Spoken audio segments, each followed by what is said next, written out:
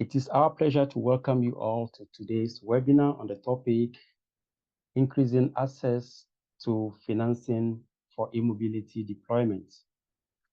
In this webinar, we will explore the roles of financial institutions, international organizations, local governments, and e-mobility innovators in enabling the widespread adoption of electric mobility. This webinar is part of the third course of SESA's Capacity Building Program, which is a self-paced e-learning program focusing on a range of renewable energy solutions and associated use cases. SESA as a project aims to provide access to innovative energy solutions and technologies and business models as well that can be replicated across various regions of the world. In fact, we are organizing this webinar together with the Solutions Plus project, which is a project funded by the European Union under its flagship Horizon 2020 framework program. Solutions Plus project, as a collaborator in this webinar, is a project that enables transformational change towards sustainable urban mobility through innovative and integrated electric mobility solutions across various regions of the globe.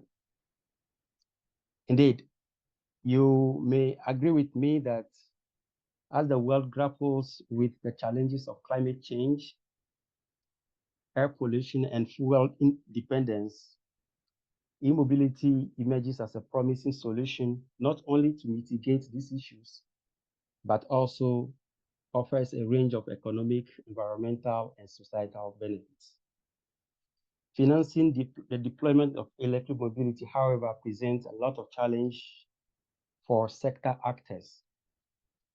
Collaborative efforts among these various stakeholders to unlock the pathway and resources for e-mobility deployments and the eventual sustainable transportation in cities is therefore necessary.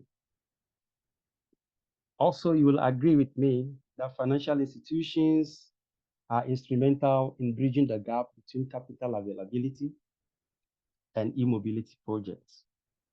Whilst international organizations such as those we will hear of today, with their global reach and expertise, bring valuable knowledge, technical assistance, and funding to the table. These international organizations also play an essential role in facilitating collaboration, deploying grants, and delivering on capacity building. Again, we will not leave out the local governments and the authorities who in themselves act as catalysts of change in their respective communities. And they also play a role in initiating policies, initiatives, incentives, and infrastructure investments that are pivotal in transforming transportation landscapes. Today, we will learn from the experiences of a local government that is making efforts to integrate e-mobility into their mobility plans. And they are also considering ways to replicate plans on a larger scale. Finally, we would like to recognize the increasingly significant work of e-mobility innovators who are at the forefront of technological advancement in this field. Their ideas, their products, their services, which are revolutionizing traditional transport systems, often require substantial financial support to bring them to market. In this webinar, we will hear from a couple of local innovators who will share with us experiences on collaborations with relevant stakeholders and also share with us strategies they are devising to deal with challenges faced in their endeavor to implement e-mobility solutions at their various local levels. We will also explore opportunities to foster collaboration between them. So that is the local innovators, the financial institutions, the local governments, so as to thrive the ecosystem for sustainable mobility systems in our cities. Finally, I want to mention that each of these stakeholders that we consider here holds a unique position in driving sustainable mobility solutions, and their cooperation is key to overcoming the barriers that hinder widespread adoption. Without much ado, let's start with the first part of our webinar, which deals with the contextualization of mobility in sustainable transitions. Here also, we would like to showcase some living lab approaches from Africa, also particularly from the SESA project. So to our first presenter, Oliver La. Oliver, I think you can start pressing the button for sharing your presentation. Whilst I give a quick profile about you to our audience. I will stop sharing at this moment to allow you to share. So Oliver La is the coordinator of the Urban Electric Mobility Initiative. He's actually the managing director. He coordinates the Urban Living Lab Center, which is a UN Habitat Collaborating Center co-hosted by the Technical University of Berlin, the Wuppertal Institute for Climate, Environment and Energy, the Massachusetts Institute of Technology as well. Oliver is the director, as I said, of the Urban Electric Mobility Initiative, and he's also an adjunct professor at the Blekinge Institute of Technology, BTH, in Sweden. Prior to holding these positions, Oliver has worked with UN agencies such as the UN Habitat, UNEP, the UNDP, the International Transport Forum of the OECD, and has also worked with the German Agency for International Cooperation, GIZ, on various issues on urban mobility and climate change. He was a lead author for the 5th Intergovernmental Panel on Climate Change Assessment Report, and was also a member of the Habitat 3 Policy Unit on Urban Services and Technology. Oliver has also worked with the Ministry of Transport of New Zealand and also for the Minister of State to the German Federal Chancellor. Oliver holds a Bachelor of Arts in History from Humboldt University, also a Bachelor of Arts with honors in Political Science, and a Master of Science in Environmental Studies from Victoria University of Wellington. Oliver also holds a PhD in Urban Ecology from Technical University Berlin. In the context of SESA, Oliver is leading the technical coordination. Oliver, over to you. Thank you. A very comprehensive introduction. Thank you very much. And also thanks for briefly introducing the projects that we're dealing with today. I'll just dwell on this a bit and just my boss Edmund just gave me 7 minutes to introduce, so I'll try to be quick. But just to introduce a little bit the overall way that we are looking at e-mobility from our perspective, which is of course not the shiny Teslas and electric SUVs that we're seeing floating around, but e-mobility solutions that are fit for purpose, and that we're pursuing here in this wonderful SESA project, where we are working on collaborative activities overall on energy access, of which e-mobility is one component that we're working with in, for example, Kenya, Ghana, South Africa, Malawi, Morocco, Namibia, Tanzania, Rwanda, and Nigeria. So very different operating environments, so that we can have a better view and perspective on energy access solutions that work more broadly in the continent, but also beyond Africa, of course. So we established several living labs that help us facilitate in the co-development process of business solutions, of public solutions in the energy access field more broadly. And that modular approach starts with one of the more advanced partner cases in Kenya, where we learn both from the process as well as from the innovations that are being tested at the Living Lab there, then validate this in 4 other countries, in Ghana, South Africa, Malawi, Namibia, Morocco. And then taking those learnings, again, both from the contextual, from the technological perspective, but also from the co-development process between public and private sector actors, in replication cases, where here the focus is specifically on solutions that are easily or more easily replicable, so that we can help providing blueprints for solutions that can be taken up in the wider context. And that's sort of a step-by-step approach. And what we're trying to do here in this wonderful project SESA is connecting quite a number of technologies in a combined approach that provides economic opportunities and value chain opportunities in different sectors, but also provide the key energy access solutions that are viable for a sustainable livelihood. And this is sort of the sister, the daughter project in some forms of the project called Solutions Plus, also funded by the EU, where we specifically focus on electric mobility. But then we realized that, of course, the sectoral integration and the coupling of sectors really goes beyond the transportation sector, and this is where the logic of SESA then evolved further into. Solutions Plus is in its final year, and we're bringing together a big partnership of partners working in living labs in Asia, Africa, and Latin America, specifically on e-mobility solutions.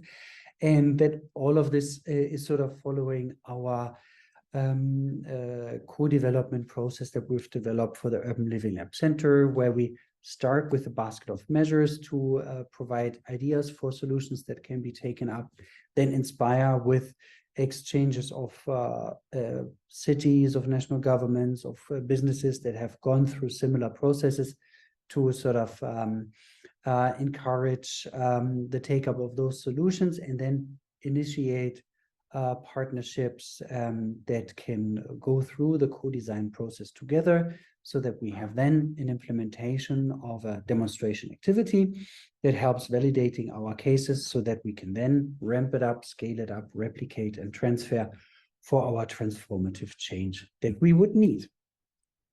And that brings together our local and national authorities, startups, SMEs, and industry, civil society actors, and sort of the academics as neutral facilitators, let's say, in that co-development process.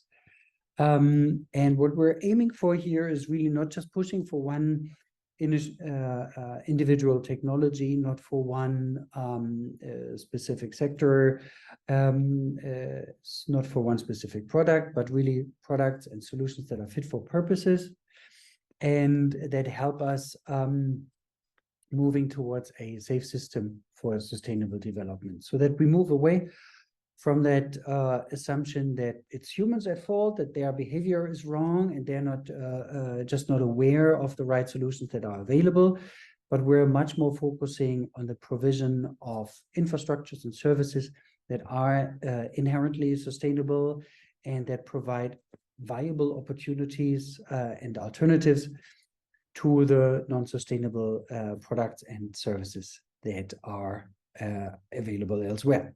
So it comes from that very simple question of what is it really that we need with regard to innovations to transform the transport sector towards sustainable mobility. And that is not just a technology shift. So just going from one heavy resource and energy intense SUV powered by internal combustion engine to an electric SUV is not the innovation. It's not the e-mobility that we're looking for. We're looking much more into shared and resource efficient types of vehicles, and bringing the innovation element into it much more broadly. But of course, also starting to think first, what kind of service, what kind of vehicle do we actually need to provide the mobility services that we would need to provide to our local communities. And that brings us back to the product, the e-vehicles themselves, and of course also the services, so that we really combine efficiency and innovation into a much broader mobility system that, of course, brings together our efficient and polycentric urban fabric, that brings together public transport solutions, walking and cycling, and all the remaining shared and public vehicles that are electrified. And this is sort of the e-mobility solutions that we are pursuing both in SESA and in Solutions Plus. And this is a very exciting endeavor that we're pursuing in both of those projects. There's a big e-mobility toolbox out there that we will share also in the chat with you in a minute. This is part of the e-learning program on the e-learning side of things of e-mobility. And we're very much looking forward to an exciting webinar here. Edmund, back over to you. I hope I stayed in my time. Oliver, thank you. You did so much well to stay in your time, and also interesting to see the work being done in Solutions Plus on the e-mobility part as well. And in SESA, I think we are covering a bit of that as well. So it's not just the innovation, just as you said, but the entire, looking at the entire ecosystem, the integration, the efficiency of the vehicles, and particularly also contextualizing it. So in places where public transport works better, then perhaps we want to consider the electrification of those, isn't it? So we are grateful for those thoughts. We would like to proceed with the agenda, where we want to now hear more also on the Living Lab part, what we are doing actually. And we have been working with some of our local innovators, and here we will show a little bit of it through the next sessions. Just to show you a quickly the agenda. We'll move on now to hear from V2. V2 is part of the Living Lab in Kenya, where SESA is actively working on various solutions, including e-mobility and other renewable energy solutions as well. Charles, I think you can also get started with your presentation, but as you do so, just to give a quick profile about Charles. Charles, I can stop sharing now, then yeah, you can share your presentation. Okay, so Charles, Mr. Charles Ogalo works with V2 in Kenya. He is currently coordinating the SESA activities with the company. And I would say that Charles also is focusing very much on working with other partners within the Kenya Living Lab and across as well in other cities and countries where the SESA Living Labs have been established. Focusing on testing and co-creating innovative energy solutions and business cases. Charles has also been working with a company to include testing and business development of these innovations as well. Charles has worked on innovative initiatives and programs in Kenya and throughout East Africa, promoting access to clean water, sanitation, and hygiene, as well as innovation on climate change. Charles has indeed supervised and led the development and implementation of a number of innovative projects, and currently utilizing his expertise in project coordination to ensure that SESA's part of the work in Kenya is successful. I will leave the rest to Charles to tell us more about V2's activities under SESA in Kisumu in particular. SESA is indeed grateful for this opportunity to work with you. Charles, over to you, and tell us briefly also about V2 and what you are doing.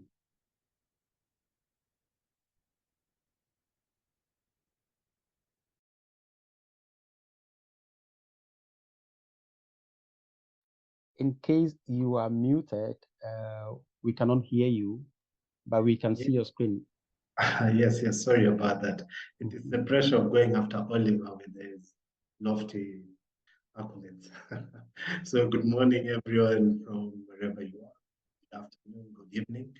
I'm Charles Ogalo, as introduced by Edmund, and I coordinate SESA project activities for WETU. And as WETU, we are leading demonstration actions in Kenya, covering a number of use cases from clean provision of water, electric mobility, electric powered agriculture, electric power, solar powered lanterns for night fishing, and quite some other use cases that but for this purpose, we will talk about our use case, which is electric mobility. And for this, way to use is so under electric mobility.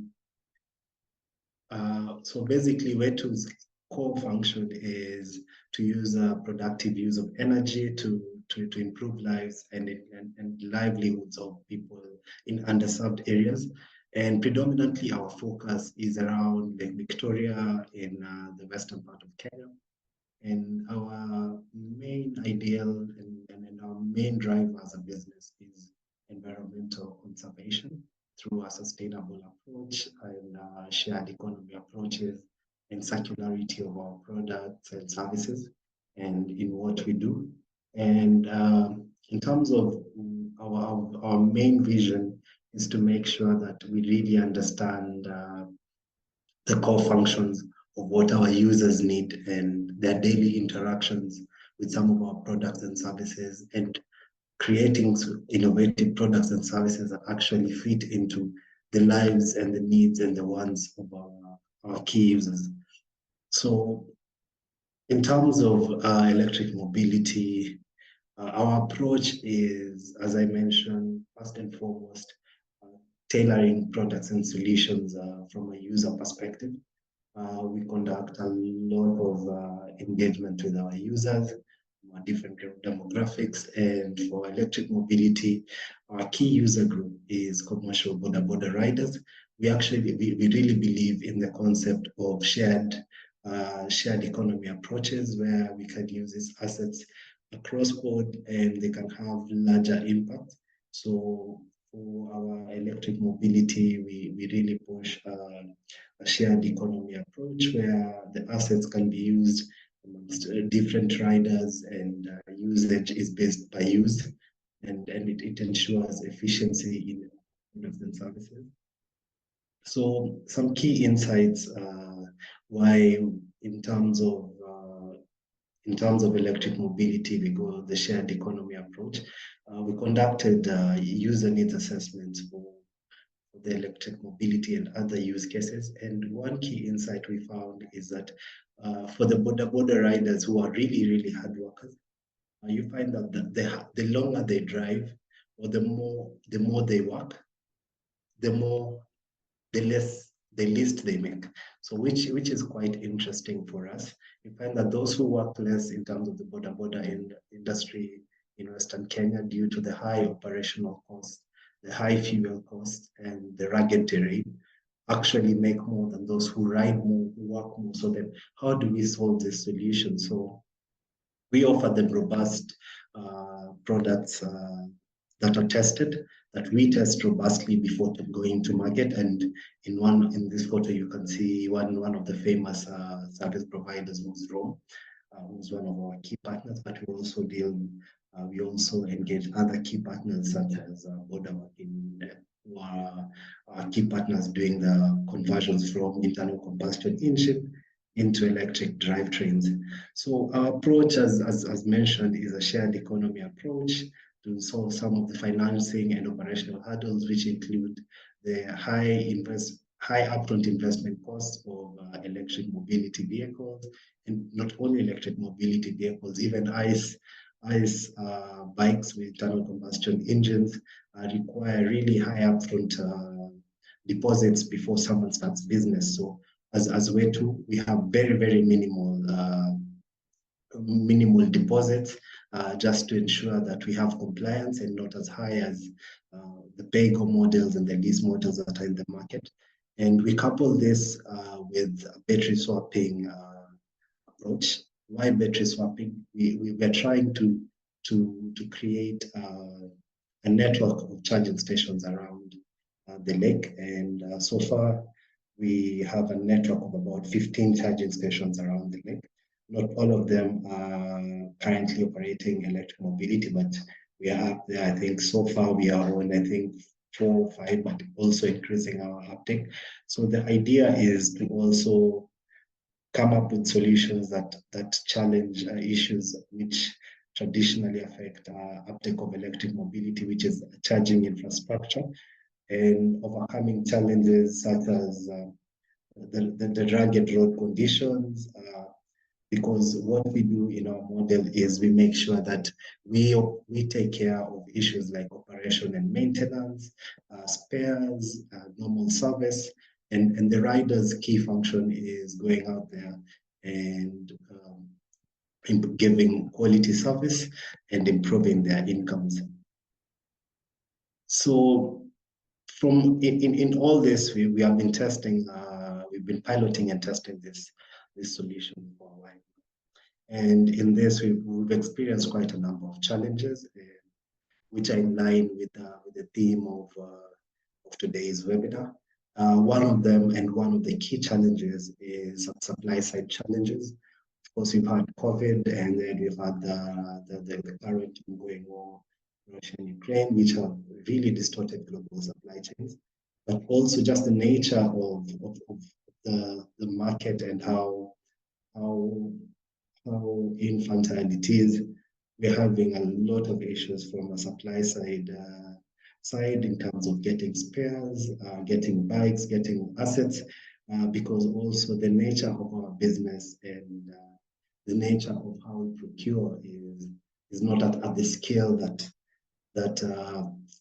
warrants the proper attention of the suppliers. Of course, they focus on us, but from a supply side perspective, we're really having a bit of challenges getting spares once you have breakdowns, and also the fact that electric mobility is relatively new. Even them, the suppliers themselves, sometimes not understand the technology. So when you have breakdowns and such issues, you find that going back to the supplier, they're having the same issues which they haven't solved. Then you have to wait, which also leads to apathy from the users. One key challenge, another challenge for us, is insurance and financing challenges. As electric mobility is relatively new, it's a relatively new space for the insurance providers, and just the nature of the insurance, because you're looking at insuring the bike itself, insuring the battery, insuring the rider, insuring the pillion passengers. And then in most of the instances in our market is also issues like overloading, reckless driving. But then these challenges really affect implementation and going to market, because some of these are regulatory challenges that you need to figure out before going to market. Another key concern we've seen from discussions with our user groups, even before we went to going to market, is range anxiety. Electric mobility is relatively new. The charging infrastructure is not yet up there. So you find range anxiety because they're used to a certain way of doing business, where if they run out of fuel, they know the next petrol station, even if it's a really small one, is a couple of kilometers away. But then in our case, how far do they have to go if they run out of charge? But then in our technology, there's a lot of behavior change awareness, just including factors like planning and letting them know of how to plan for rides and how to come and swap or operational times. So this is one key hindrance that initially is there, but then after the riders uptake the solutions, the uptake of electric mobility really spikes up. So we have issues like battery. Another issue is battery discharge rate and malfunctions. As I mentioned, a lot of this technology is relatively new and in nascent stages. So you find that rider behavior is as much as you give them guidelines on how to use the device, the appliances and the bikes, you find that some of them will rev them high. The terrain challenges will have some significant impacts on the batteries. So sometimes you find this has quite a number of issues for operational wise, because then it means you have to have a number of assets for backups, which also significantly increases the prices, the price of the assets and the cost of doing business, both from an operational perspective and from an investment perspective. There's also issues of load constrained capacities. Some of the technology in terms of EV bikes is not as robust as ICE bikes, which are really, really loaded to crazy limits, even above limits. So this has an issue of breaking drivetrains, motors, which is quite a challenge in terms of overheads and operational costs. And then one thing also is just one key thing also in terms of a challenge is enhancing solution awareness and perception of electric mobility. Issues like, can it perform? Does it have the same torque? Does it have the same power as what they're used to? So once we go to market and give trials and have pilots with the riders, they're actually impressed that the bikes actually have more power, more torque in terms of speed, actually can perform even better than what they're used to. But we do not advocate for speeding, but just some of the considerations that they have in terms of speed, power, torque. We conduct pilots and tests just to make sure that we increase awareness and reduce negative perceptions of the technology. So how can we improve this from a perspective, as the discussion is from financing perspective? I think one of the key things is also that the big funders and donors is starting to establish relationships with some of the suppliers. It makes it easier having some of the financing components tied to supplier performance, because this has quite a significant impact on operational elements and also timelines for if you're dealing with donor-funded projects, even investor-funded projects, you find that timelines are actually really affected by supply side issues.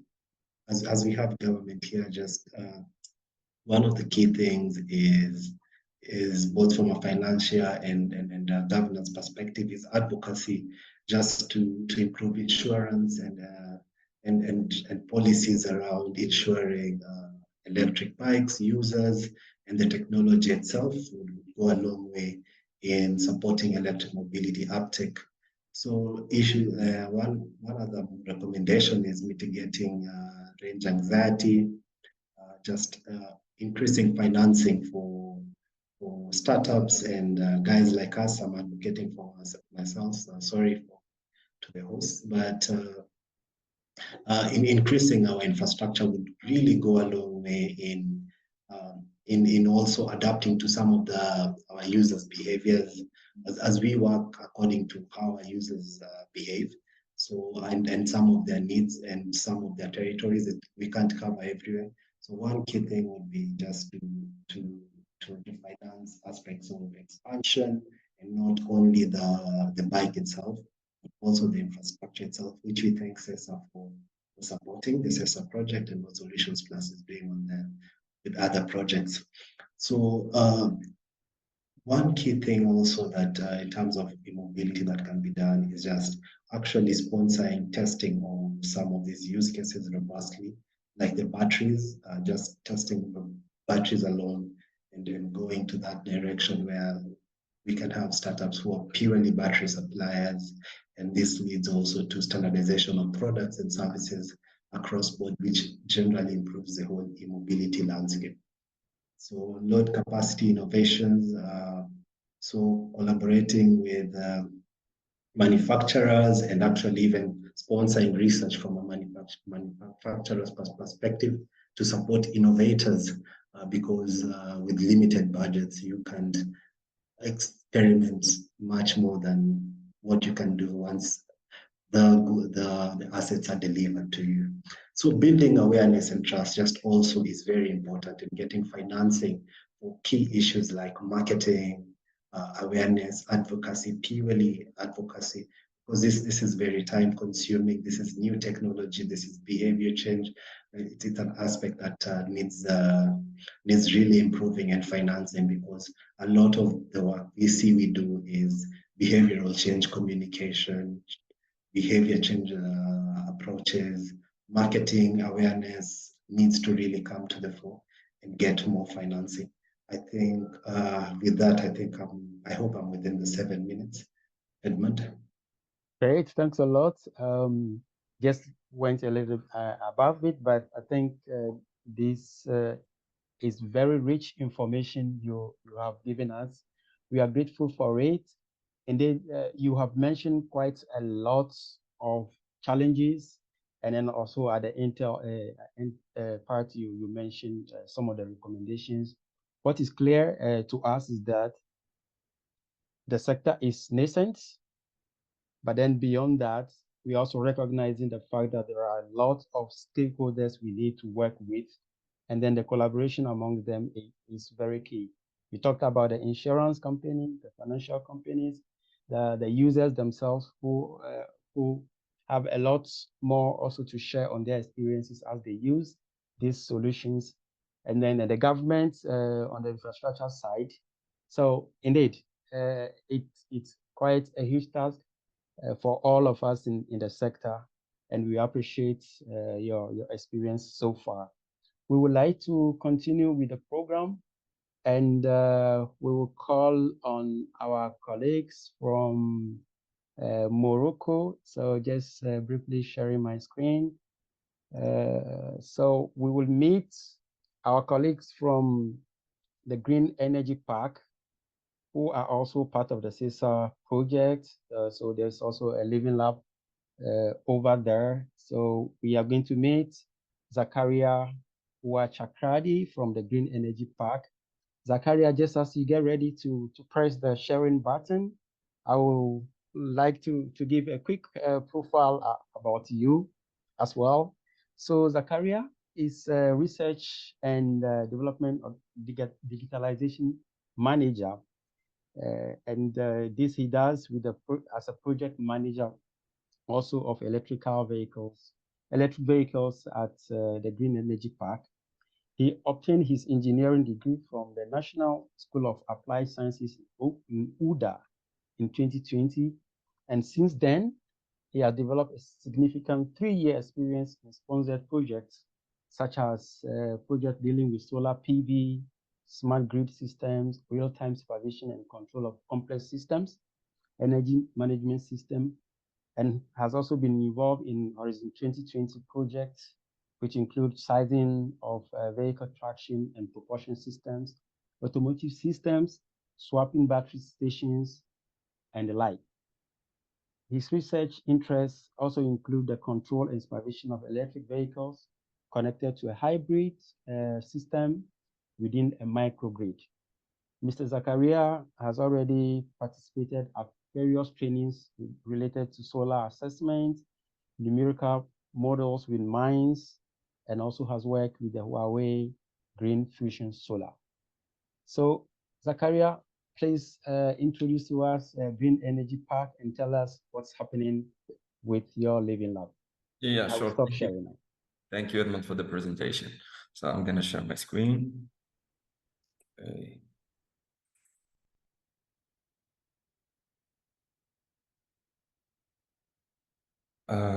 You see my screen, right? Okay. So yes, we do.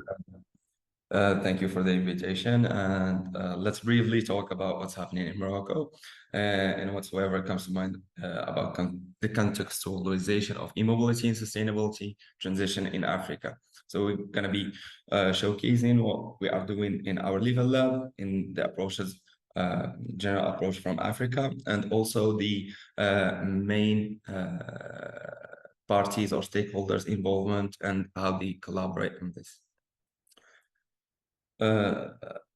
To start, I'd like to have a quite quick reflection on the e-mobility situation in Morocco, which involves the three parties or the three main categories of e-mobility in Morocco, which is car and utility vehicles, the two-wheelers, and the buses.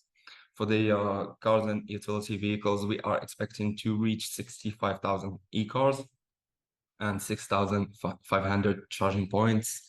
Also, the amount of investment relatively approximately to 26.5 billion Moroccan dirhams, and we are expecting to save approximately 71,175 tons of CO2 per year. For the two-wheelers, which is what we are doing in SESA project, we are expecting to reach 11,000 two-wheelers or three-wheelers, e-bikes or mopeds. Also implementing 1,100 charging points. Also expecting the investment to be around 16.5 million Moroccan dirhams and saving approximately 12,000 tons per year. For the buses, like you see, it is 1,000 e-buses. We already began seeing some e-buses around the big cities, for example, the Marrakesh, in which we have Marrakesh, the new green city of Morocco, and approximately 100 charging points implemented within the Moroccan country, and an investment of 1 billion Moroccan dirhams, saving approximately 2,000 tons per year of CO2. So next, we pass to the main problem. So you see, regarding the African continent, we like to showcase the problems, the challenges, thanks to Charles too, who said a lot of things that we are like facing in the African continent, in which we have, for example, specifically for Morocco, we have 82% of Moroccans that do not own a personal vehicle, or let's say 15 million tons of annual CO2 emissions from only transportation. And we have that people wait on average 25 minutes for the arrival of a taxi or buses. We have the buses that aren't available 24/7. Taxis are relatively expensive, which comes to waiting time and the public transportation problems. For example, in Marrakesh, in which we are, or in where we are implementing the our urban living lab, we have 70% of motorcycles are, for example, less than 5 years old. For the challenges, or what we try to call risk management before the implementation, we have several challenges that we spotted previously in Morocco, and we listed some here. For example, we have the energy access, we have the current number of charging stations that is not able yet to sustain a strong growth of electrical vehicles. Thus, we are trying to implement through the products that we can implement and develop here. For example, in Green Energy Park, we try to develop a charging station, which is smart, and we are trying to implement it as well in Morocco with a capacity of production around 5,000 units per year. Then we have the lack of awareness of EV and their benefits among the drivers as a globe. We have main concerns about the safety of batteries. We see a couple of videos of batteries exploding, etc. And regarding the excessive heat, for example, in the region, we have this concerns. We have the support network required for maintenance and repairs of EVs and batteries that need to be developed, as well as the local production of spare parts. We have the uptake of electrical vehicles that we need to be considered in urban planning and development, for example, with local authorities and governmental organizations.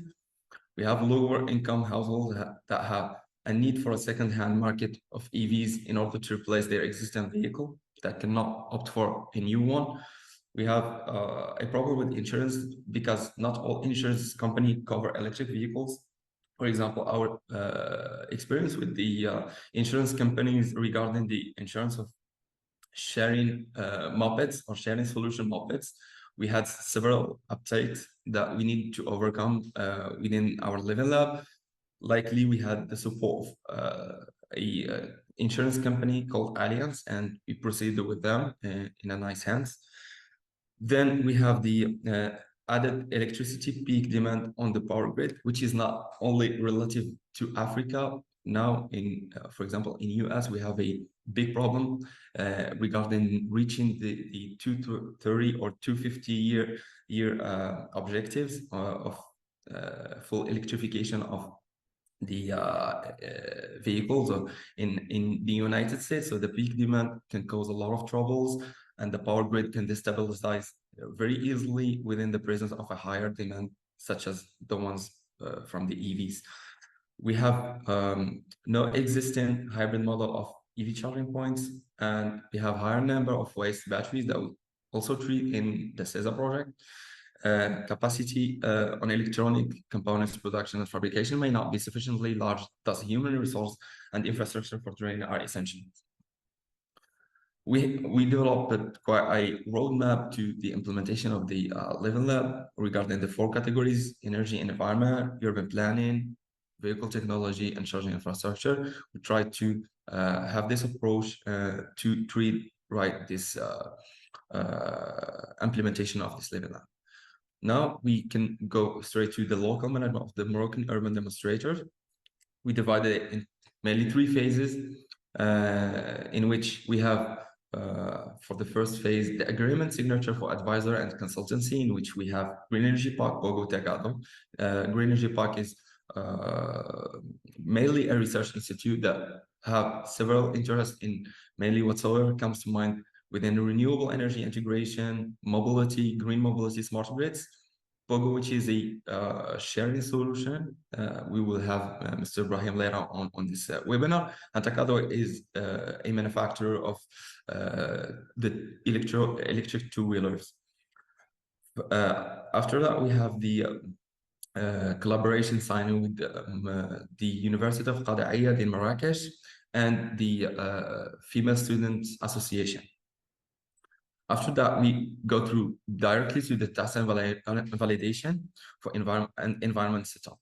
So we tested the solution of sharing, and then we tried to implement the IoT and cloud-based solutions, APIs, etc., within mainly the 2 technological partners, Pogo and Takado. And then we try to make our partnership grow and have some material supply, immaterial supply, capital investment. And then we go directly to the customer relationship and services. We try to analyze the customer behavior. We try to see the services that are really leaking or lacking in the environment and try to address that. For the final phase, which is the 3rd phase, in which we have the development, the expansion, and the replication, we try to set up within the SESA objective or scope a replication strategy for mainly many different countries in the African continent. Now we try to see how this ecosystem architecture is going on and how the stakeholder relationship goes for this Living Lab. So we have the University of Qada'iyad is a partner or have a collaboration partnership with Green Energy Park as well as Takado. We have a general collaboration and partnership on whatsoever comes to mobility. We also have a partnership within University of Qada'iyad in a LEAP project regarding the the treatment of second life batteries. And we have a test and validation business model here within the Association for the Education of Rural Girls, which is an NGO. We try to implement a solution for these female students and try to validate this business model approach that we need to provide a solution that can last let's say forever within the appropriate addressing of the strategy and the conception of a solid business model. We have the Green Energy Park, which is a facilitator and consultant that collaborates through Takado and Allianz, which is the insurance provider that I talked previously about. We have Green Energy Park in relation with Pogo, which is a strategic advisor or consultant, and Pogo is a supplier of technological advances such as the application, the APIs, and the service itself. And we have the final part, which is the crucial part, which is the customer. Well, okay. For the authorities and governmental organization, we had several talks with the La Wilaya of Marrakesh, which is in the interior Ministry of Morocco, and we tried to see how to implement this strategy and how to proceed with this level lab, because we needed to approach some authorities and governmental organization for some legal and administrative paperwork, legal paperwork, let's say, that can previously or mainly give us the right to implement such solution in a public areas and public spots. By the way, which is a long story, and even though it seems such a feasible or a logical way of doing things, but it needs time, because there is some people that need to go directly to the solution provider and discuss the implementation of this solution, the public spots, how it affects and contributes in the well-being of people, the citizen, and the environmental analysis as well. So this is mainly a whole process. Now we move on to the tech providers. We have, for example, Takado that provides or manufactures the mopeds or the two-wheelers. We have Teltonica that provided the IoT and cloud solutions, which is mainly hardware. We have Pogo that contributed with the application, the service, the e-payment, and also the APIs behind the acquisition of data. And finally, we have the insurance provider, which is Allianz. Who the beneficiaries, we try to implement this solution as well within the universities. For example, we have the University of Qadiyaya. So we tried to give access to female students for electric mobility or way of transportation, which is ecologic, beneficial, at a low price. And we had to approach them in two main ways.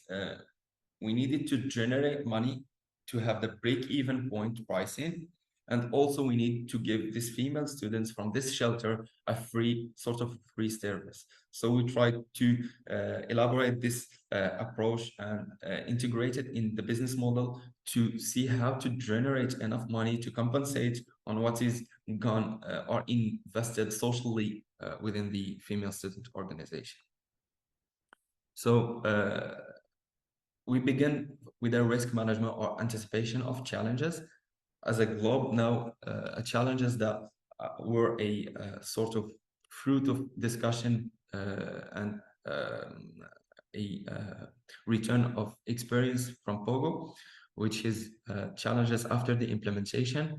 So they noticed that most local citizens and inhabitants in Marrakesh do have their own mopeds, which makes it so hard to convince them to get a moped, whether for a short or long rental. Secondly, we have the road infrastructure in Marrakesh is harsh, which make it a bit harder for the EVs to run smoothly within the old Medina street, for example, which does also require a higher maintenance cost for the EVs. Not to forget that the excessive heat in Marrakesh city makes the battery suffer a bit. And finally, we have the purchasing power of the local cities in Marrakesh, which is lower than the other Moroccan cities in which the service already started. For example, we have the return experience in Bengri city here within the Green Energy Park UM6P ecosystem. For the opportunities, we have moped culture is widespread all over the city, making it much easier to infiltrate the market and acquire clients much faster than within other cities of the operation. Mainly, Marrakech City is flooded with mopeds, so we had just to be competitive and offer the best way of transportation at the lowest maximum pricing to get their attention. Secondly, there's a lack of competition in terms of well-structured moped sharing companies in Marrakech. Third, and finally, the very high number of tourists visiting Marrakech per month creates an incredible potential for sharing operation. Approximately, we have 60,000 tourists per month, and the majority are aged between 20 and 40 years old. So we have this startup roadmap, which is developed by Pogo too, and in regards of the KPIs provided, we have three categories or three runs: the short, medium, and long run. So we are trying to launch the service, and it was successfully launched in Marrakech City in August, the 1st of August. We have approximately a month of utilization of the service there. We are analyzing the KPIs based on what we are estimating in the medium run, which is the integration of 500 EVs in 6 months and 1,000 EVs in 12 months approximately, with an annual reduction of 2,000 tons of CO2 per year. For the long run, where we can introduce the e-cars to ensure the intercity transportation, we can emerge and make from Pogo to the go-to app when it comes to mobility, so it can be sort of a hub. And the final thing, which is aligned with the SESA objective, is to expand in Africa. So this is all the business model. I'm not gonna go through in it. Yes, indeed. Zachary, I think you are wrapping up now. Maybe Yeah. 30 seconds more for you. Yeah, so for the timeline, so we had some visits with the local authorities and government organization. Then we had insurance, contact with insurance. We tried to boost via media, then have a contract between the three parties and procure the service to Pogo. So thank you all for your attention. Thank you so much, Zakaria, for the presentation. And indeed, I think we have started saying how important stakeholders are in this whole ecosystem, especially for the insurance companies that, of course, want to ensure that the risk they take is minimal. They are a little bit hesitant to also, cover all aspects of the e-mobility solutions that we have. Interesting also to see that the academia is creeping up the interest, especially on research and development. And I think you have beautifully done that kind of collaboration with the university in Morocco. Let's continue with our agenda, which of course is very full. We will delve very much also in two discussions, or we'll have the World Bank, the UN Environment Program as well, and then also the city of Kigali coming in very soon. But before that, let's take the presentation from South Africa, from our Living Lab over there, and then there we have Adam Foley, who is leading the Living Lab in South Africa. Adam, let me just give a quick intro about you. I think that helps also our audience. So Adam currently serves as the acting director or program manager at the National U-Hilo e-mobility program, which is a stakeholder collaborative program initiated by the Technology Innovation Agency, focusing on enabling, facilitating, and mobilizing electric mobility in South Africa. Adam completed her MBA degree at Nelson Mandela University Business School, where she developed an interest in entrepreneurship, and Management of Technology. She has also a postgraduate diploma in management, specifically on marketing, and a Bachelor of Science degree from the University of Cape Town. Edem has over 15 years of experience in various business development roles with the private sector and also with NGOs. In her spare time, she enjoys participating in social impact initiatives that involve women and the youth. Edem, over to you. We are looking forward to your presentation.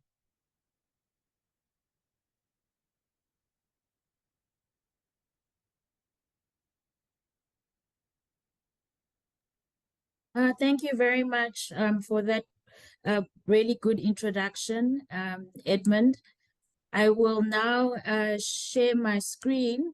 I would also just like to just advise colleagues that we have load shedding in South Africa, and the electricity is due to switch over in about 10 minutes. So there might be a brief pause. We do have a generator, so there might be a 2-second pause delay when it switches over. So I just wanted to inform colleagues. Edmund, can I have a confirmation that colleagues can see my screen? Yes, indeed, we can see your Okay. screen. I can see your screen at least. Okay, and I perfect. hope it's so for all of us. All right. So I believe I only have 8 minutes, so I will try my best to finish in 8 minutes time. So as Edmund gave an overview of the Uyilo program, I won't go into too much detail, but it is a multi-stakeholder program hosted at Nelson Mandela University, and it's focused on e-mobility activities related to government lobbying, industry engagement, enterprise development, pilot projects, thought leaderships, and skills development across the entire e-mobility ecosystem. This is an overview of our facilities. We have an accredited battery testing and materials characterization facility for lithium-ion cells, which are used in electric vehicles.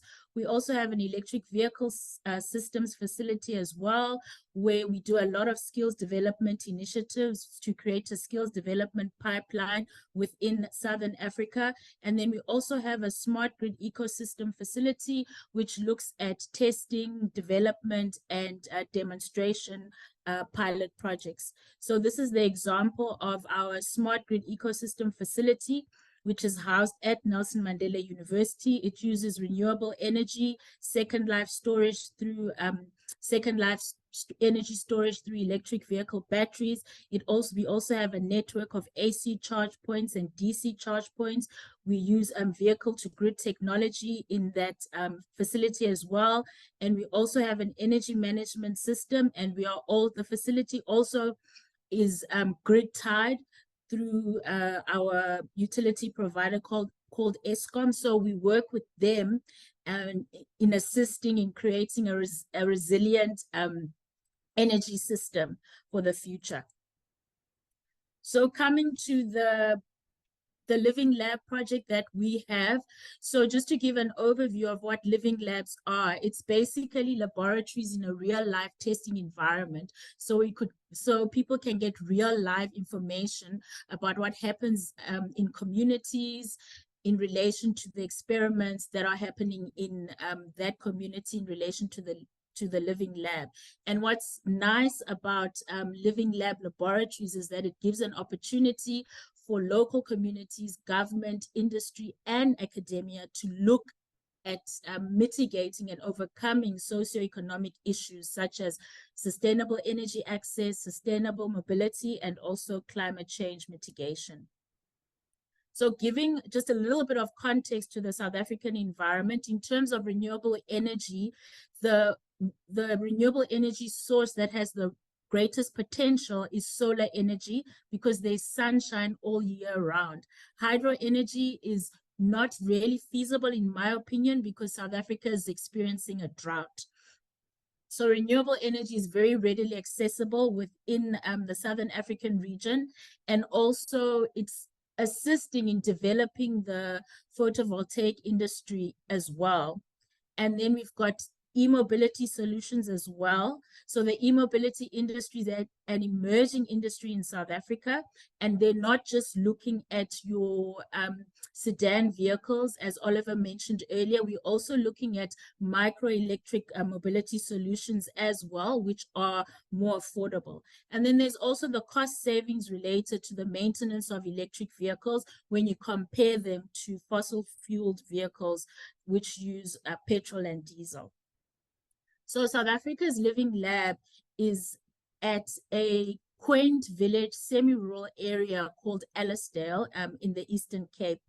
And this area has potential to attract revenue, specifically from tourism and visitors, because the area is surrounded by luxury game lodges. So the challenges in this area are poor road infrastructure, unreliable electricity supply, limited ICT infrastructure, which poses challenges for cellular networks and internet access as well.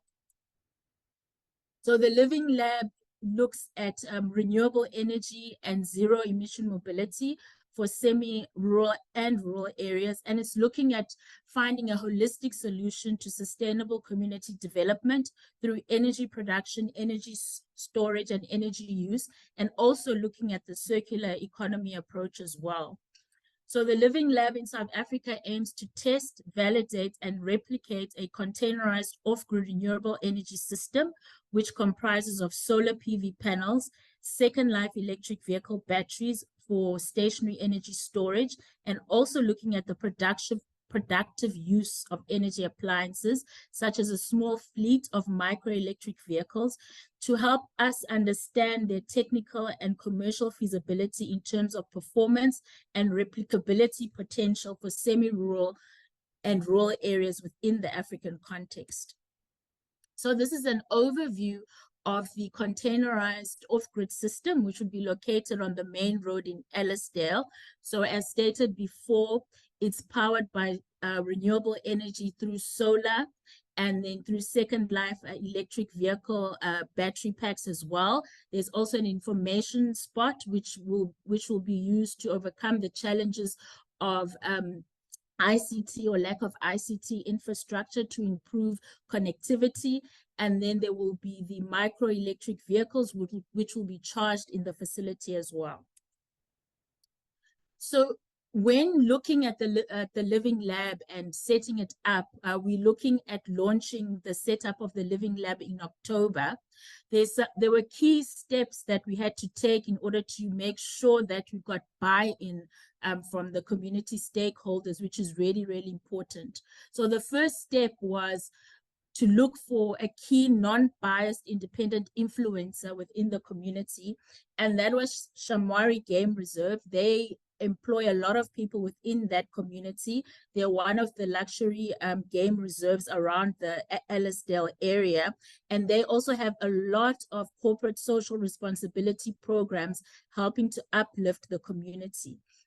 So Shamwari Game Reserve introduced us and the SESA initiative to project leads within the community, and this helped us because we were being introduced by a respected member of the community. It also helped us with the engagements and also helped us listen to what the community representatives had to say, and also helped us engage with the community representatives much better.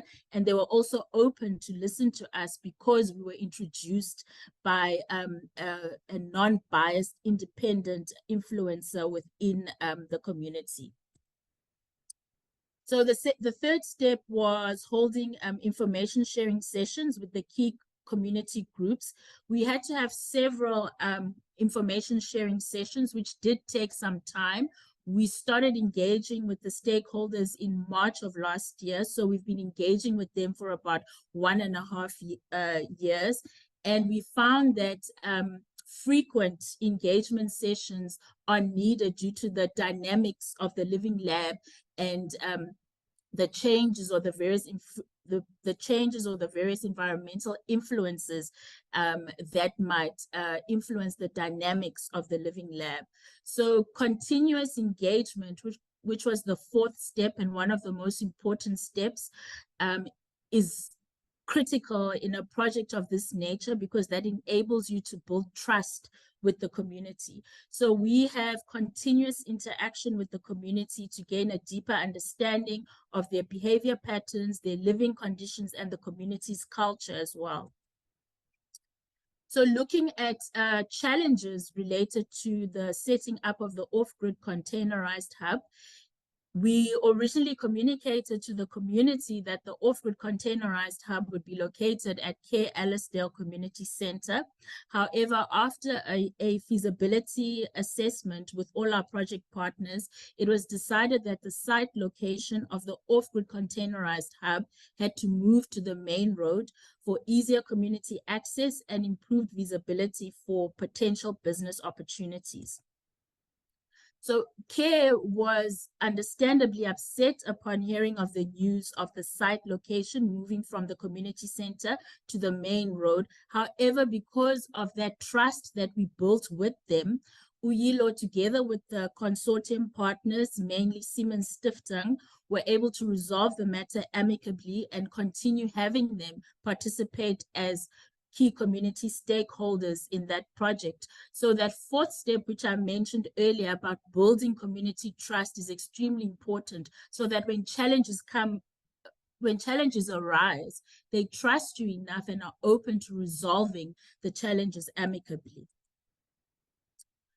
So, as I said before, it's very important in terms of building trust with the community, because it helps when engaging in challenging situations like the one of the moving of the location of the community center, of the off-grid containerized hub from the Ellisdale Community Center to the main road. So because we're able to gain a better understanding of who the representatives were as individuals and gaining their trust, we were able to resolve the matter amicably with them. So through that trusting relationship, our resolution with CARE was that CARE would be a first use case for microelectric vehicles housed at the off-grid containerized hub on the main road in Ellisdale. And CARE would also be the first use case for solar PV installation at CARE's offices. So the lessons learned was that when it comes to collaboration with community stakeholders, communication and continuous engagement is key, and building a relationship with community stakeholders also takes time, and project leads must be willing to invest in that time and energy that it takes, and also being patient and also listening to the community stakeholders with empathy. And when it comes to overcoming challenges, must make sure that you speak with one voice with your project partners, and also with your project partners, always prepare for engagements with stakeholders beforehand, so that project partners are on the same page with what is being communicated at the engagements with the stakeholders. Okay, so I tried my best to keep within those 8 minutes. Edmund, I hope that is fine. That is fine. That is indeed nice of you to also keep it in time for us. We have heard quite a lot of interesting points also from your presentation, touching on the issue of building trust. Indeed, I think particularly for transport innovation projects where there are already existing, local system, and then you try to bring in an innovation that may be disruptive. It's really, really important to work closely with those who are already on the ground, who are already operating the system, or who will be using it to actually build trust and then carry them along the project. One key thing also I pick from your presentation is the fact that we need to identify local champions, right? Influencers. That's also very key, particularly in living lab setups such as we have now. That is really, really important. And I believe our viewers might also have questions also for us. And we encourage you to put questions in the chat and also address them to our panelists anytime. And then this will also be answered here. We would like to move on quickly, looking at our time, which is fast spent. we would like to take our first discussion, which will boil down on the challenges and opportunities for local innovators. And here we would like to talk to two local innovators who have also in their own way contributed to the conversation and also to the ecosystem as a whole. We will first hear from Eco Globe and also hear from Pogo as well. This is more now as a panel discussion, so we do not really expect a presentation per se, but then I will introduce to you our two panelists for this particular session. The first person is Brahim El Bekali from Pogo, and Brahim, you can turn on your camera as well as we take on this session, and then we also have Frederick. Frederick, you can turn on your camera as well, if possible, with you. Now let's start with Pogo, our colleague Brahim from El Bakal. Brahim is actually the co-founder of Pogo. Pogo is located in Morocco, and Pogo has been established, I think, since 2021. But then Brahim will actually take on the conversation very soon. And I would say that Pogo is the first moped sharing micro-mobility startup in Morocco and North Africa in particular. They have over 150 EVs, and they are currently present in 4 Moroccan cities. We will actually delve a little bit deeper into their activities. So I will leave that for Brahim. Our second speaker is Frederick, and Frederick is from Eco Globe in Tanzania. Frederick is a highly accomplished professional who has devoted more than a decade of his career to renewable energy market in Tanzania. He also has extensive expertise in financial inclusion, entrepreneurial development, formalization, and energy access, and has worked with several reputable organizations, including SNV, Energy for Impact, ELICO, as well as Eco Globe Resource Limited. He holds a master's degree in entrepreneurship and enterprise development from, and also is a member of the Tanzania Renewable Energy Network. I will not want to delve much on this, but then we would like to take our first question, and then this one goes to Brahim. Brahim, if you could tell us just briefly about yourself and also the main activities of Pogo in terms of e-mobility, that would be great. Yeah, thank you so much, Edmund, for the presentation of Pogo. So I'm Brahim, the CEO and co-founder of Pogo, People on the Go, the first sharing moped company not only in Morocco, but in North Africa as a whole.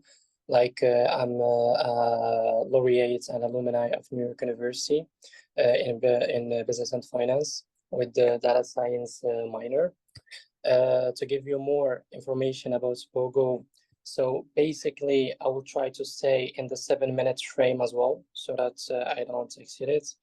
Pogo, yes, but maybe Zakaria, just to check quickly with you, we would like to take this very freestyle here. So for now, just introduce yourself and also the company's activities. Then we move on to Eco Globe. Then we move to the challenges. So yeah, let's do that way. Perfect. So should I just like present Pogo quickly? Quickly, great. Thanks a lot. Perfect. Pogo is proposing like through our mobile app, like a sharing service. Like we propose like mopeds that are free floating within the city. People can come, download our app, they can scan the QR code, unlock the vehicle, then lock the vehicle and pay online. This is the first of its kind in Morocco. In terms of payment, we are proposing like digital payments.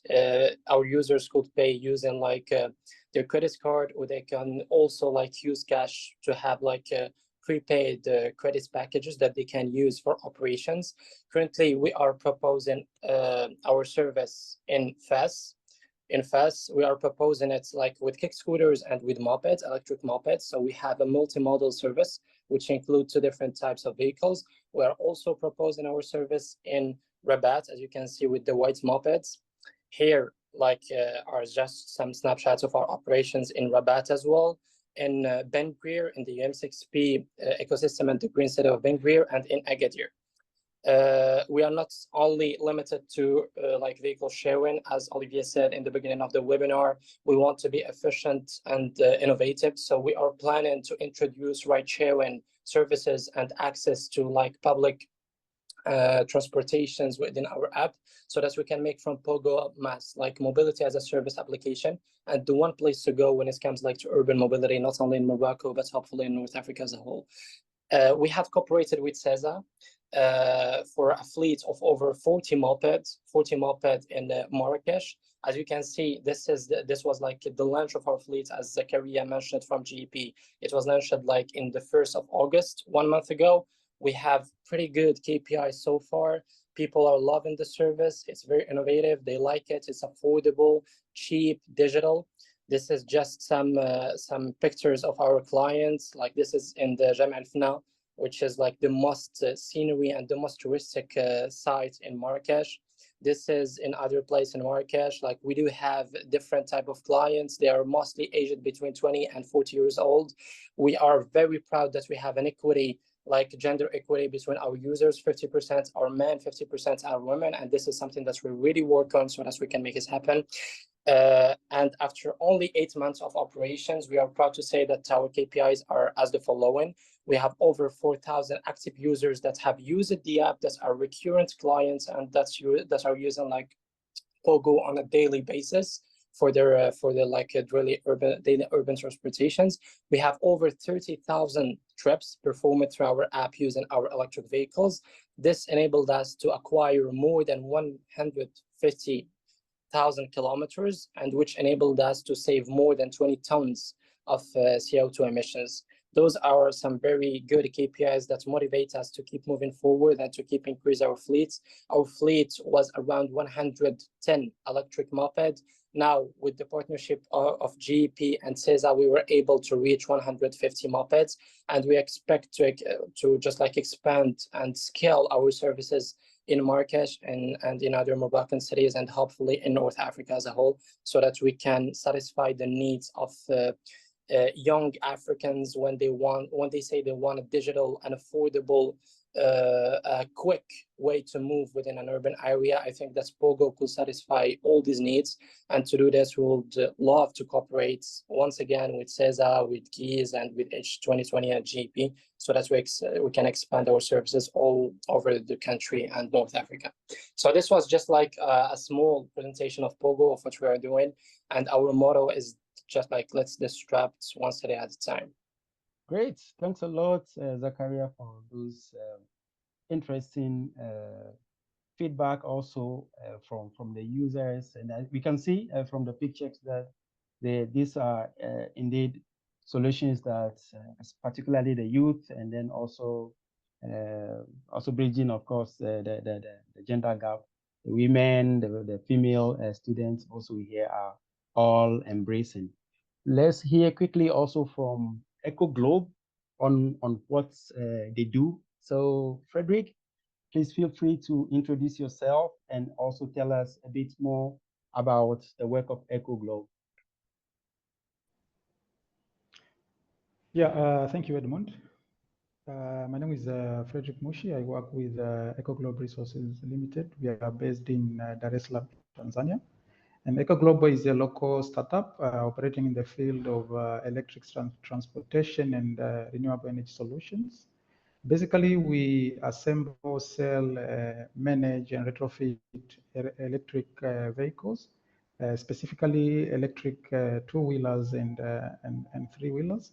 And we are among the Solution Plus innovators in Tanzania, deploying electric three-wheelers for passengers, which provide feeder services to the bus rapid transit here in Dar. Great, thanks a lot, Fred. We will want to hear quickly also again from you regarding some of the challenges you face in terms of accessing financing and also share with us if there are opportunities that already exist for you that you are tapping into. Then maybe Fred, you can start, and then we also hear from Zakaria. Yeah, basically we actually started by bootstrapping between the partners. We haven't had an opportunity to access funding through the commercial banks, but we had also the opportunity to access donor funding through the Solution Plus project here in Tanzania.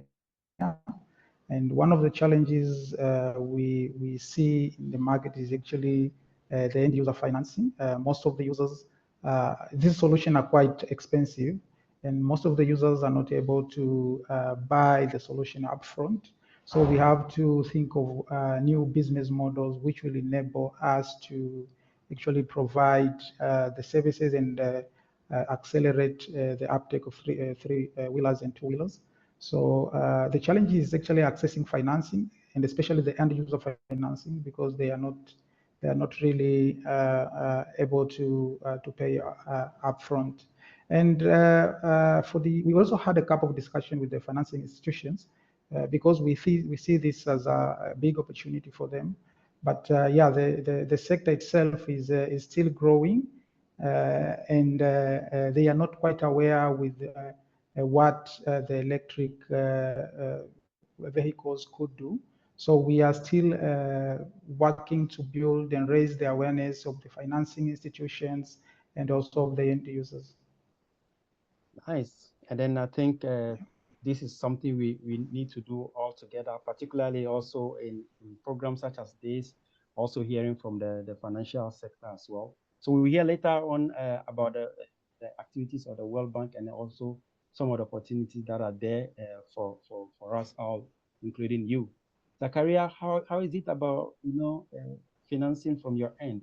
We have heard you are working with SESA, but then any challenges, particularly on that front? Yeah, just like my name is Brahim. I don't know why it's called like Zakaria. Yes, So, indeed. Zoom is still calling Zakaria. So here is Brahim, indeed. That's so Zoom 10. Okay, so Brahim, we are here. We can hear you now. yeah, to give more insight about the challenges that we are facing in Pogo, to be honest with you, like one of the main challenges that we're facing, as you know, as a sharing company, the main financial mean or financial like leverage that we can have is leasing. In commercial banks here in Morocco, if we ask for leasing of some mopeds, the only thing that they are proposing are some two-wheelers that are combustion engine two-wheelers, and they are from some specific providers. They do not provide leasing for electric mopeds, and this was one of the main obstacles that we had faced so far. Currently, we are working with one of the major commercial banks here in Morocco so that we can provide one of Pogo mopeds that we are currently importing from China, that they can put in their catalog for like upcoming leasing, whether for Pogo or other companies that are interested in electric mobility and two-wheelers. The second problem is that, you know, in Morocco and in Africa as a whole, banks offers are not, tailored and customized for startups' needs. As you know, most of the innovators in the mobility service here in Africa and in Morocco and Africa are startups. Unfortunately, startups don't have like enough record in terms of their revenues, like their accounting books, and this makes them a little bit risky for startups, and their credit worthiness is not trusted by banks. So this is something that had been very difficult for us in our beginnings back in 2021 and 2022. And the last thing, if you can't get like a bank loan, if you can't get leasing, is that you have to look for investments. Like foreign investments are very scarce in Africa again. Like to get and to attract like American, European investments, it's very difficult. But what we had done in Pogo is that we managed to convince like 2 local VCs, and thankfully we had been able to raise around 150 to 2,100 to 200,000 USD from one of the main VCs here in Morocco. What we had done in Pogo is that we had been bootstrapped. We had invested as co-founders over 150,000 USD. We had got around 150,000 in terms of investment, and we got SESA partnership, which boosted us to reach 150 vehicles. So now is the time to scale Pogo, is the time to go forward and to move forward and fast in order to spread the service all over Moroccan cities, especially that Moroccan cities are now aware that sharing mobility is the future. Like, for example, in Marrakesh, in Casablanca, and in Rabat, they already had like invitation to tender for sharing startups that want to operate within the cities. Pogo is the only one which is operating now in Morocco.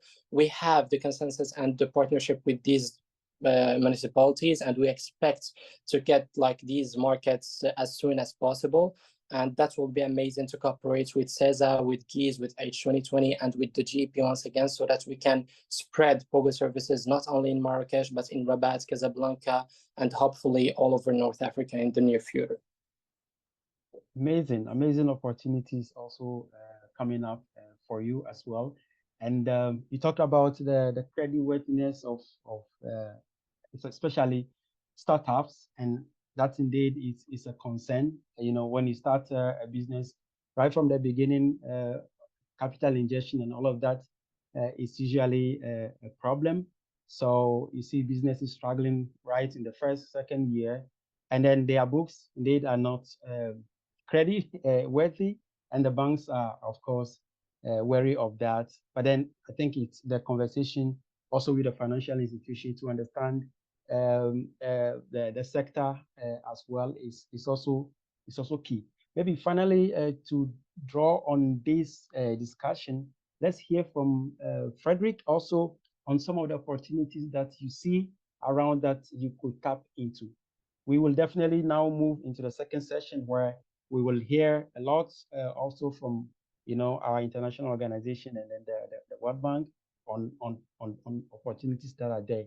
But at your own level, Frederick, what opportunities are there for you that you see you can tap into?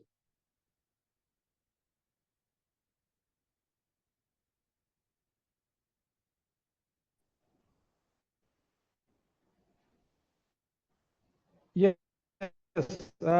there's a big opportunity to attend these investors summit and showcase what we do, showcase our business model and our cash flow. So that another thing which has come up recently, the carbon financing in the country, which also allow the CO2 emitters to buy the emission allowance and offset that to other companies which are not polluting the environment, and that would be electric vehicles startups.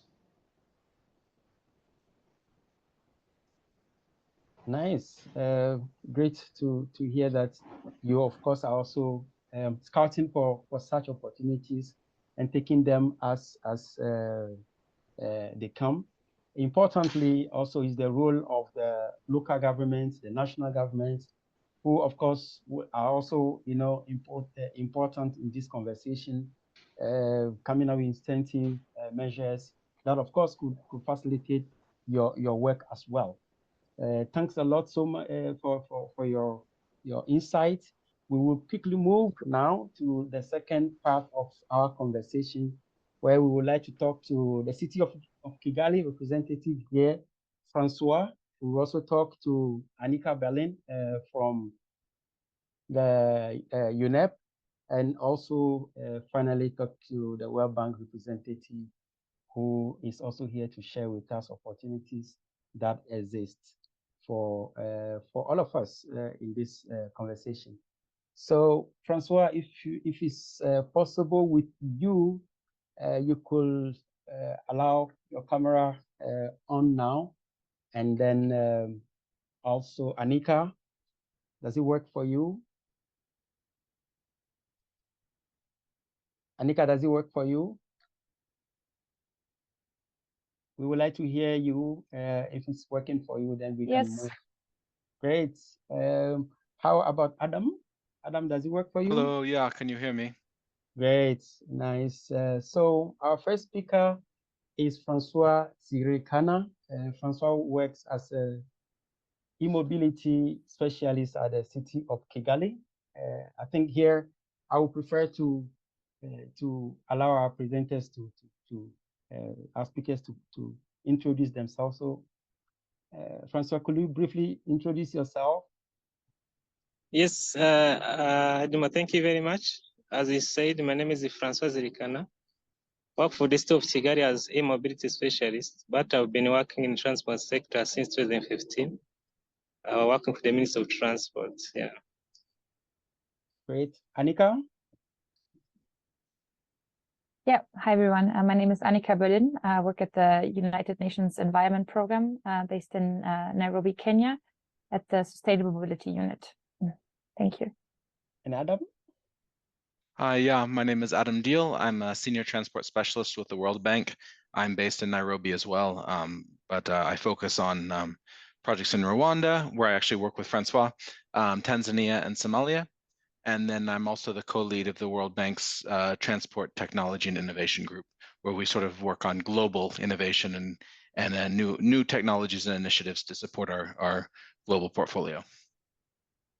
Great, thanks a lot. So, Francois, let's start from your side, hearing about the city of Kigali. So, my first question to you is that, in fact, we do understand that there are progressive efforts by the city of Kigali to develop e-mobility, and then several efforts on the policy side, of course, with specific measures.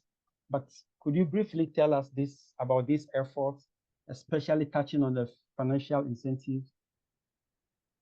Yeah, thank you very much, Edmond. I think as far as the policies are concerned, the government of Rwanda in general has put in place policies to promote electric mobility by provision of incentives, which some includes if you are importing electric vehicle, you don't pay tax, even spare parts, battery, and so forth. So that's one of incentives and policy side. And again, if you are charging electric vehicle, your tariff for electricity is very reduced. That's another one. And if you are doing a commercial activity with electric vehicles, you don't pay licensing fees. So those are some of incentives the government put in place to encourage the electric mobility. But also, we have roads developments in electric motorcycles, electric vehicles, but we don't have yet in buses. So that's why the government of Rwanda has chipped in and is now partnering with investors. One of them is Viva Energy Rwanda, where the preliminary agreement was signed is to bring it 205 electric buses. The agreements include the construction of a depot. That's preliminary agreement. And then that means there will be a concession of 15 years where the government will be repaying the investment of an investor. So that is because in this e-bus sector, the investors has been more worried to do investment because of the high capital cost. So that's why the government has been chipping. And again, the government is working with the World Bank to package more the e-mobility in terms of e-buses, so that any other investor who may come in can benefit, but also working with the government. In a way, we should be having a fair win-win to both sides. And again, for the financial, apart from the government that is working on a concession with investors, we have the Rwanda Development Bank. The Rwanda Development Bank has also a specific loans for green mobility. So that also has reduced interest. That's for e-buses. We have also a local financing entity called the Jari Transport Finance. It is working more with motorcycles companies.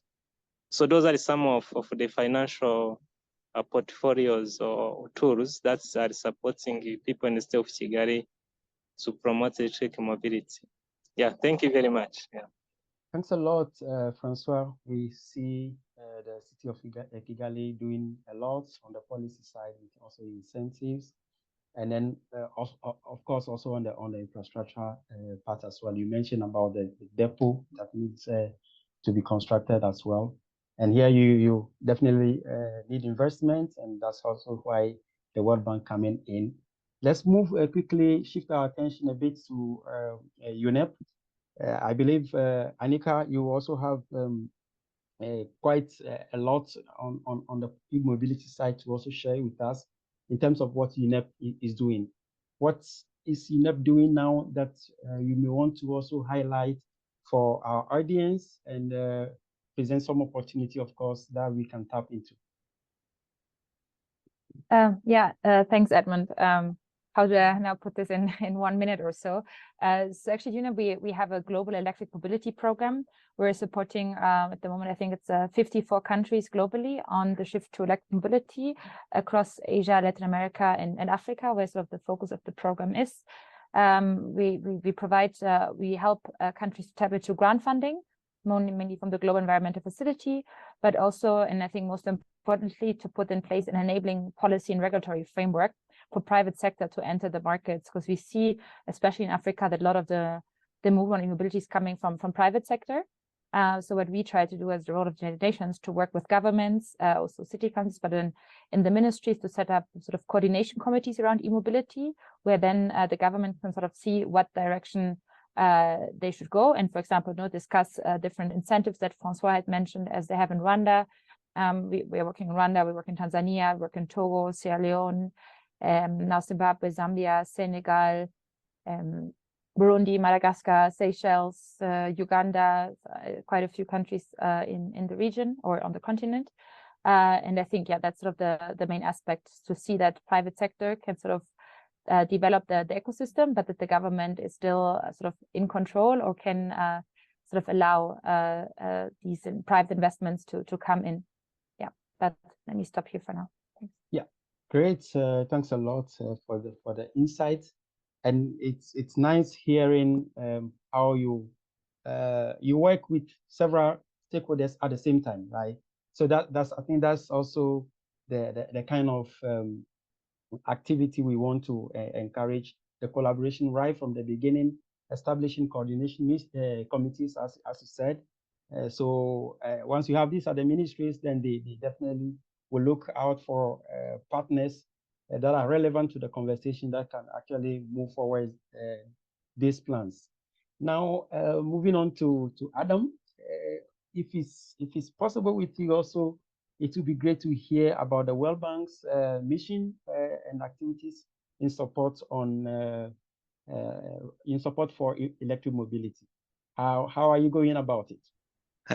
Thank you, Edmund. Sure. So as you know, the World Bank is a global institution, which means that we go about sort of different things in different places.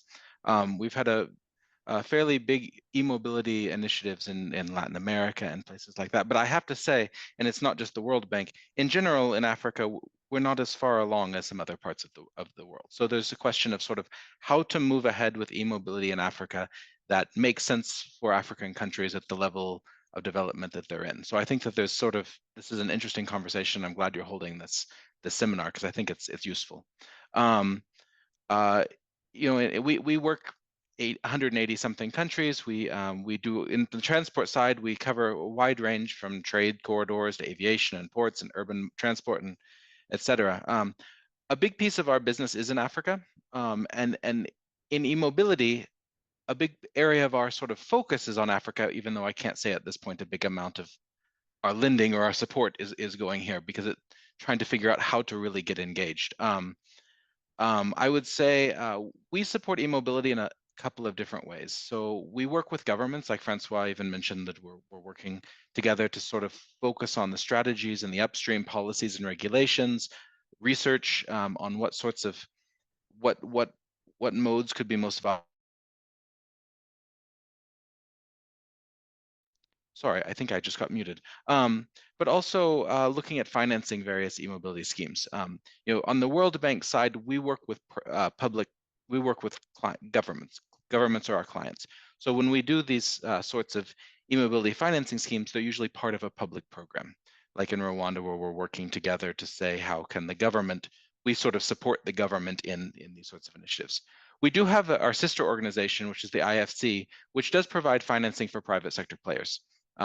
I can mention a little bit about the IFC, but I don't work on that side that much, so I'm not going to pretend. So I'm not going to get too in depth.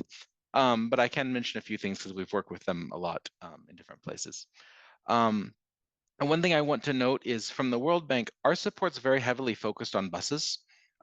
We believe strongly that you can't just replace every fossil fuel powered car in the world with an EV and have solved the sustainability challenge. So we focus a lot on public transport of any kind, and whether it's diesel buses or even better electric buses. But the question is, how do we get a more sustainable transport system? So usually when we get involved into e-mobility, it's kind of in this context. It's not e-mobility for e-mobility's sake, but it is e-mobility as part of a sustainable transport system. One thing that we're getting involved more into, to get to your question, is not necessarily the direct financing of vehicles. I mean, or even direct subsidies. Like in the US, the subsidies for EVs can be $12,000 a vehicle. That's just not sustainable. That's just, particularly in countries with very low resources, that just doesn't work. So we're getting more into how do we support things like non-monetary incentives, like leasing schemes or consumer financing or asset cos, where you're breaking the ownership of a vehicle from the operation of the vehicle with a leasing scheme in between. So we're sort of getting involved from our side in these types of discussions. In fact, as Francois mentioned, in Rwanda, this is kind of where we're talking about. So I would say that's sort of our role usually is more on this side, where it's not direct financing of a startup, but it might be working with improving the ecosystems, regulations, helping the government put together regulations and policies that encourage e-mobility development. And then working with the governments themselves to roll out various e-mobility schemes. Great. Over to you Then, guys. yeah, thanks a lot, Adam. Maybe just before you take a pause, is it also possible for you to share with us? We have heard some of the local innovators earlier talk about credit worthiness. You know, are there any do's, any don'ts that you think local innovators could actually, follow to Sure, I have a lot strategically of them. position themselves? Yeah, I we'll be happy will to give hear. you some of my thoughts. So one thing that we know is that EVs are going to come and dominate the passenger transport systems. I mean that it's coming, right? So then the question becomes the timing and managing the economic and the financial realities of various situations, right? So it becomes more context specific. Some places, I mean, you can have looked at the total cost of ownership calculations and things like that. In some countries, they're already very viable, but you still have a massive upfront cost. So then the question really becomes, how do you handle this capital cost? So from startup companies, I'm sure this is one of your challenges, right? If you get your vehicle out there, it's going to work, but can you get enough financing or enough support or et cetera to move it in the meantime? Another thing I want to say is that for startups, you can't work in a vacuum, and if you work in a vacuum, it's going to be hard for financiers to really support you. You have to think about what is your ecosystem? How do you build the energy, the transport, the financial policies, the government, the regulator, I heard, I actually was very happy to see one of your earlier speakers talk about all of the different players that they're working with, all the way down to the insurance companies, which I know can become a big problem, actually. How do you insure an EV? So I think one thing you have to do is have that ecosystem, and I've actually it's interesting. I've worked with a couple of different donors who, as like a third party reviewer of different proposals, and one thing that donors and financiers struggle with is if it looks like you're trying to do everything. They say you're not going to do any of these things well. If one company is trying to independently be the manufacturer, the insurance company, the financier, all of these things, it makes a financier nervous. So one thing I would say is work with building your ecosystem. I would also say work with building your ecosystem, and maybe this is not the case everywhere, but in a lot of places, the EV market in Africa is pretty small. So what you're looking for is your competition is not the other EV company. Your competition is all of the fossil fuel vehicles you're trying to replace. So if you can build this ecosystem, even if it's kind of nominally your competitor, see if you can work together, because in some ways this might not be true everywhere, but it's definitely been true in a few places I've worked, right? There's hundreds of thousands of vehicles, of fossil fuel vehicles you're trying to replace, and 1,000 EVs. your competition is not the other EV player, at least in some places I've worked. I think one place governments can get involved that has shown to be sort of more economical is charging infrastructure. It might be more effective, a lot more effective than direct like EV purchases or for subsidies and things like that. So there's a number of things there. One other thing to mention is figure out when you're getting into a market, what is the motivation for EV rollout? Very rarely is it actually greenhouse gas emissions. A government might be trying to promote, you might be able to get subsidies for, but usually it's more things like local air pollution. It might be developing, trying to be the first mover in your sub-region to get the manufacturing facilities in place for this coming revolution. It might be about trying to change the balance of trade and leverage abundant electricity. So if you're a startup company, figure out why do the various stakeholders in place that are trying to promote these things, why do the financiers want to be involved in EVs? Figure out actually what is their motivation. Some of them, it might be greenhouse gas emissions, but a lot of time what's actually driving is things more like local air pollution. One last thing I want to say is, and maybe it doesn't feel like this if you're a startup, but being on my side of the table, there's a lot of different global companies and bilateral donors and people like the World Bank who are interested in financing the deployment of electric vehicles. There's a lot actually out there. But I want to say be a bit careful who you work with, because some of the people getting involved are trying to, for instance, maybe greenwash a portfolio, but they don't actually bring skills to help you that much. Or they come in with reputations that are going to scare off other donors.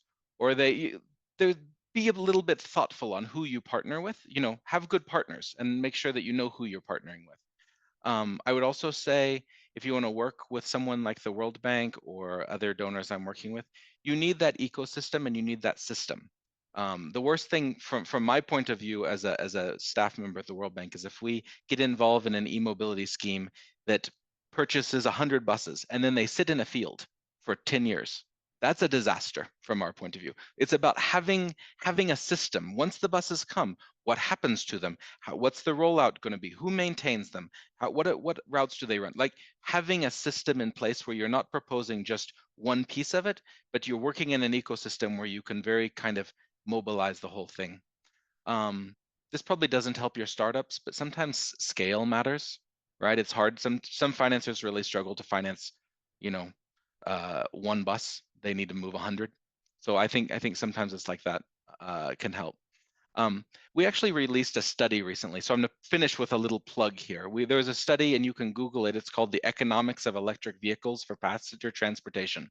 And it lays out a lot of these sorts of things that I've been mentioning. It came out, I think, last year.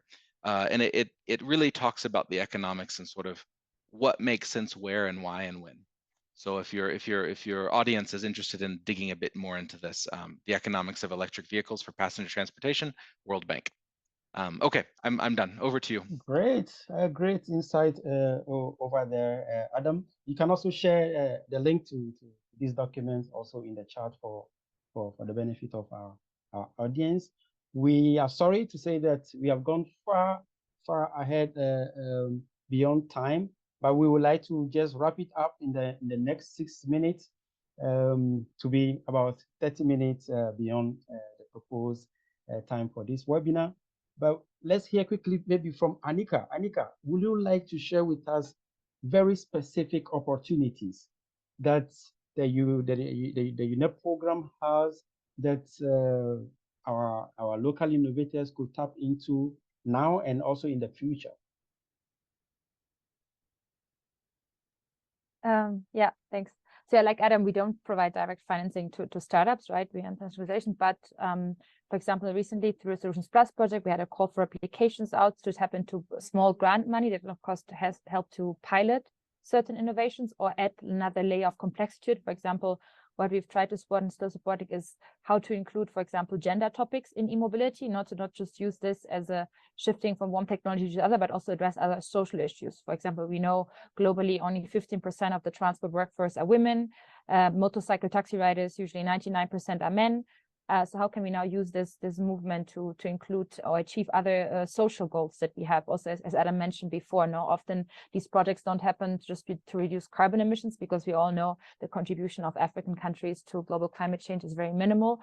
So there might be other factors that are important, such as air pollution, local job creation, inclusion, accessibility, right? I think that's why I also very much like the focus on public transport, because of course that's we want to move as many people as possible with as less emissions as possible. And I think that's sort of where we all want to. No, we just want to promote a different technology. And I think that is a narrative that startups should work with. And on the other side, I think it's not only about always access to financing, often it's also access to knowledge. And there, for example, we offer like this webinar, we offer regular capacity building sessions. We have our email address, UNEP-eMobility at UN, that I can share later, where you can ask us if you have questions, you need a connection to something, to somewhere, because also what I mentioned, the focus on partnerships, I think is key, because often now people want to do everything, but it's often better to specialize on one aspect of the value chain and try to find partners. For example, if you're an e-mobility motorcycle company, maybe you can work with asset financing companies that can help you to buy the vehicles from you, because they've done that before because it's not the first time they've bought ICE motorcycles before. So maybe now they can finance electric motorcycles, and then they're off your hands. You have the money, you can import more batteries and can focus on sort of other aspects of the value chain. So there's also a lot about educating other financiers, local banks. Often in Africa, we see it's mainly through asset financing companies. So I think that's maybe another approach, or finding sort of aggregators. So we talk, for example, to the Ubers and Bolts and all these ride-hailing apps, and what if they can, for example, also support this transition, because they might have, or they're having specific goals that by a certain year, they wanted to only have electric vehicles on their fleet. So of course they need support to get there, because they're not going to manufacture the vehicles in someone else. Can you partner with an OEM in China and in India to sort of customize a vehicle, get it here, assemble it, and then provide a battery or software technology? So I think there's many entry points, but so I could just encourage people to sort of stay connected. Happy to share later the email address, and partnerships, I think, is definitely key. Great, thanks a lot. Kindly do share information that is worth encouraging also for our audience here. And maybe Francois, just to pick your thought quickly in 30 seconds or a minute about some policies, because you are more like in charge of initiating these policies, those policies that currently you find are impeding, are more like those policies we need to take away, more like that you think, well, when we do, it can also help, in the adoption. So what are some of those impeding efforts, impeding policies that currently are at the city level that you think that if we take them away, it will help further with the adoption?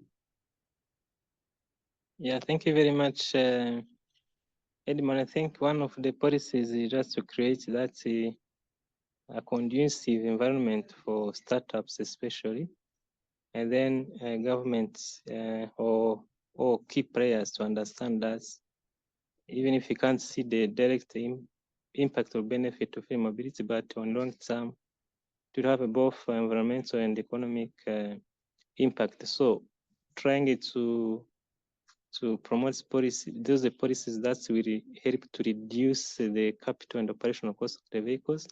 They are really key for really these startups and investors. So that's the more issue on the financial aspect of this electrical mobility, and those policies are really very important. Yeah. Great. Thanks a lot to all our speakers right from the start till now. I picked quite a lot of information also from Adam, Anika, and Francois about working together, not working in a vacuum, and then, of course, building the ecosystem, and then, also being able to build trust amongst, the various stakeholders, identifying the key motivations to also, that, of course, brings us into this whole business of e-mobility is also a very key aspect of the process. So in this webinar, we have more like enlightened ourselves on the roles of stakeholders, and we would like to continue building this ecosystem together, taking care of the needs of all of us in the process, and also understanding that we need each other to actually make the e-mobility transition work. So we would like to thank you all for attending this webinar. And then we trust that the discussions we have had so far and then the experiences that have been shared by all our speakers provide us with some opportunities to collectively build our knowledge, our capacity in the field. And then we believe that as we forge ahead towards this transformative journey, we will carry along all our communities and also build, of course, this ecosystem that will take care of all the relevant aspects of the chain. Then we could build this e-mobility sector together. So we hope that today's discussion will inspire all of us to take the necessary steps in advancing sustainable mobility solutions across our various regions and at the world stage at large. Thank you so much for participating. And then please take the advantage to also visit the SESA website, where you will find a lot of our training programs that could help to build capacity in your various or in our respective entities. And then we could work together to build the e-mobility ecosystem at our respective levels. Thank you so much and have a great day.